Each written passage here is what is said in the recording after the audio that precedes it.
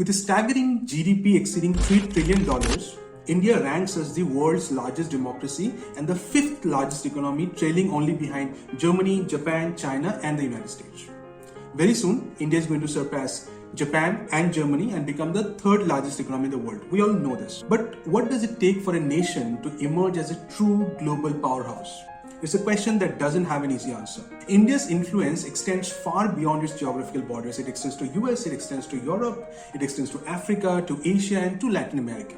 Yet, the growing significance of India in these regions could lead to interesting dilemmas, especially concerning its ties with the West, that is with the United States and Europe. Now, amidst all of these geopolitical tensions that's emerging around the world, one question looms large. How will India reach its zenith? How will India become a superpower? What are the challenges that beckons its way? These are some of the questions that I'll be trying to address in the next few minutes.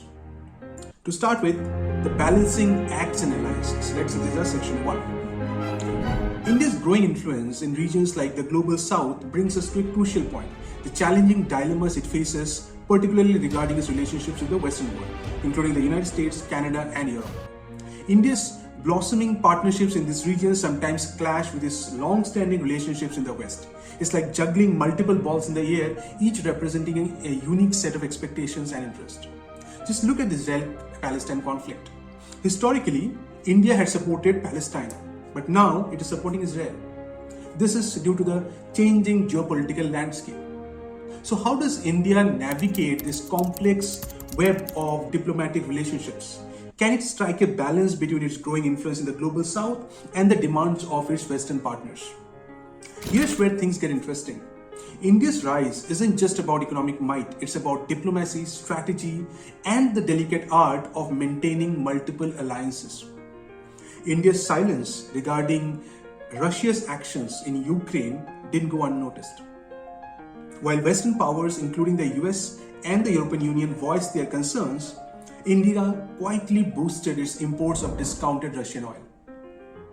But why did India make this choice? It dates back to history. During the Cold War, India found its steadfast support in the Soviet Union.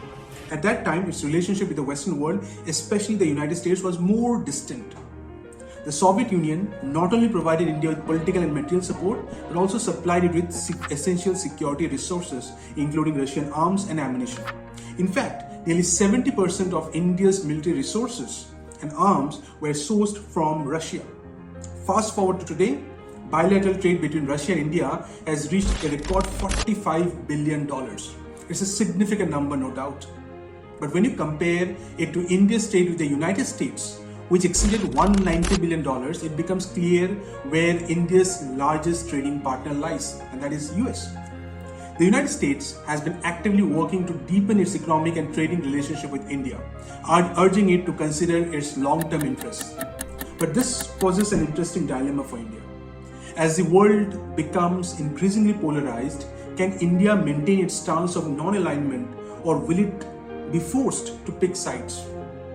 Over the last 2 decades, non-alignment has gradually transformed into a policy of multi-alignment.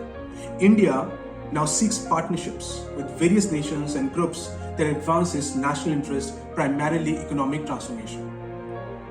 India's involvement in international financial bodies such as the World Trade Organization and International Monetary Fund, that is IMF, plays a crucial role in its economic strategy. The broader trend suggests that India is gradually moving toward more open trade. But it's just not about economics, it's also about strategic positioning. One significant factor shaping India's foreign policy is its neighbor to the north, China. While bilateral trade between India and China exceeded $100 billion in 2022, the relationship has faced challenges due to border disputes. India grapples with a massive security challenge on its eastern and western borders with China. To counter this threat, India seeks strategic alliances with partners who also face challenges from China, such as the United States and several Southeast Asian nations.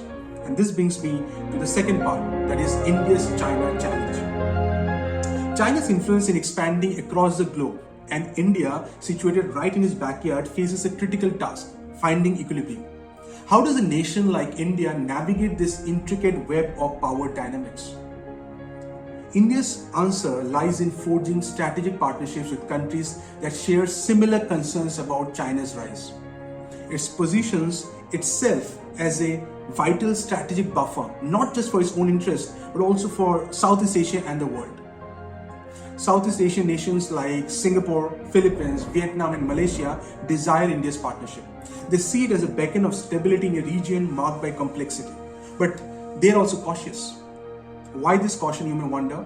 Because they do not want to offend China. Southeast Asia is walking a delicate tightrope of its own, and it's an intricate dance of diplomacy.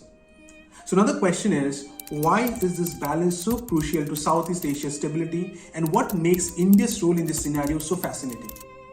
You see, Southeast Asia is a dynamic region, bustling with diverse cultures, economies, strategic interests.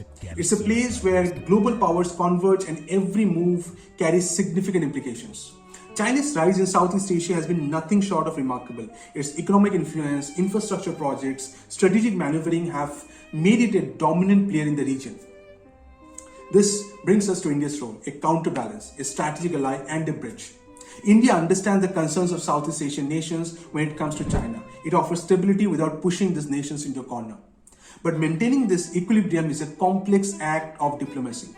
Southeast Asian nations don't want to choose sides in the power play between India and China. They value India's partnership, but they also want to safeguard their own interests.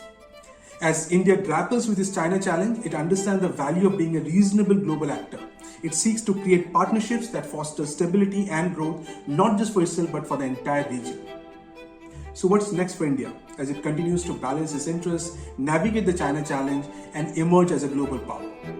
This brings me to the third section, which is about how can India become a superpower? What can it do to achieve the superpower status?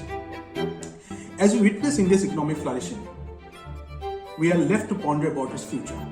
What lies ahead for this nation of immense potential? Will it continue to hold firm to its stance of non-alignment in a world increasingly divided? Or will India be compelled to make choices that shape its destiny? It's a conundrum that India needs to solve. But in my view, there are three things that India must continue to focus on to become a superpower in the next 3 decades. Number one, economic growth and stability. India is certainly one of the bright spots in the global economy right now. There's no doubt about this.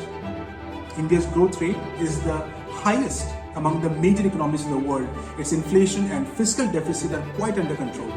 Demographic dividend is very much on India's side, with a young, vibrant population beaming with high energy. But not everything is so hunky-dory. Unemployment, quality of education, and healthcare are still very looming concerns for India. Per capita income is still at around $2,500, which is almost 1/8 that of China's. If India has to become a superpower, its per capita income has to reach over $20,000. Further, in the next 30 years, India is going to be an aging country, given our population rate is now below the replacement fertility rate. That is, our population growth is declining. So, we need to become wealthy before we become old. The focus on infrastructure and digitalization is certainly catapulting India to a growth trajectory, but we need to focus a lot more in terms of health, education, and employment if we really want to be a superpower. The second aspect, foreign policy and strategic alliances. Now, I've talked a lot about this already. Let me just reiterate in very brief. Now, India needs to carefully navigate its foreign policy, especially concerning its relationship with global powers like the United States and Europe. Balancing partnerships in a multipolar world while safeguarding its national interests is crucial. India has been doing this pretty well, but again, the future is uncertain. Strengthening strategic alliances with countries that share similar concerns about regional stability, such as Southeast Asian nations, can enhance India's influence and role on the global stage. And now the third part, which India needs to focus on to become a global superpower: military modernization and security. To address security challenges in a rapidly changing global landscape, India should invest in modernizing its military capabilities. This includes strengthening its defense infrastructure, fostering innovation in defense technologies, and ensuring a well-trained and equipped armed forces. A robust and modern military will not only bolster national security, but also contribute to India's influence in international affairs. If India can balance these three aspects well, the superpower status is well within our reach. But certainly, it's not going to be an easy journey. The way global geopolitics is shaping up, you never know what the next month or year will look like. We do not know how the political economy of the country will shape up over the next few decades. Nevertheless, the world is looking up to India. It's our time now. Let us all work to contribute the best we can to make our country achieve the superpower status.